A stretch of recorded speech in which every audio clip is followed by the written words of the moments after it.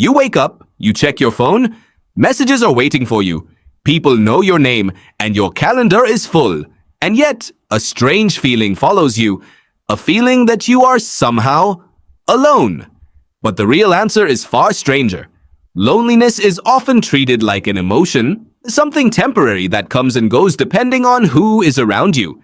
Yet your brain doesn't experience loneliness as a simple feeling. It experiences it as a survival signal. For almost all of human history, being separated from other people wasn't merely unpleasant, it was dangerous. Your ancestors didn't evolve in cities filled with millions of strangers. They evolved in tiny groups where every relationship could mean the difference between life and death. Imagine waking up 50,000 years ago and discovering nobody else from your group was nearby. There were no locked doors, no grocery stores, no emergency services. Predators could be hiding behind the trees, food was difficult to find alone, and an injury could become fatal within days. Your brain learned one lesson over hundreds of thousands of years. Never be alone for long. That ancient warning system still exists today. Except today, being physically surrounded by people doesn't always satisfy it.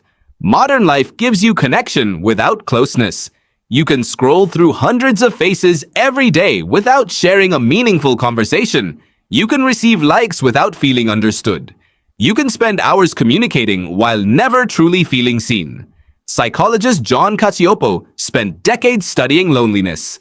His research showed that loneliness is not simply the absence of people. It is the gap between the relationships your brain expects and the relationships you actually experience. That difference matters because your brain evolved expecting trust, cooperation, eye contact, shared meals, laughter, touch, and long conversations around a fire. Those experiences shaped human evolution long before phones, offices, or social media existed. Anthropologist Robin Dunbar proposed that humans can maintain only a limited number of meaningful social relationships. Beyond that point, people become familiar names rather than emotionally significant connections.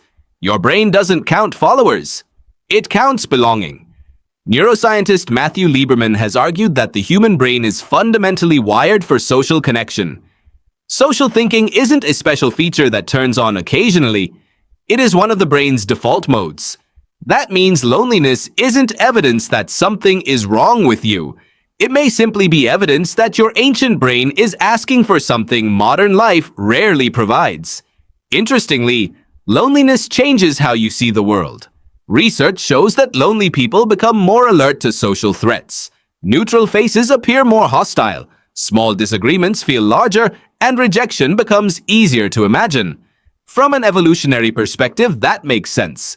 If separation from the group could be deadly, your brain would become hypervigilant until you reconnected.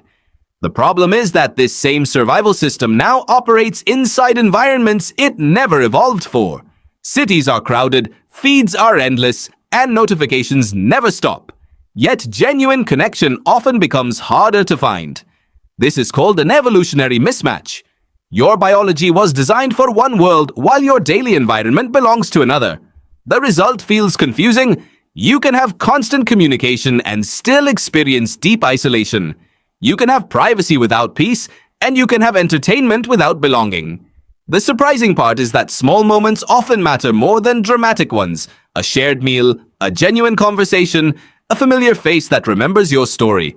These ordinary experiences tell your ancient brain something it has wanted to hear for thousands of generations. You are still part of the group. Perhaps that's why loneliness feels so powerful. It isn't just an emotion.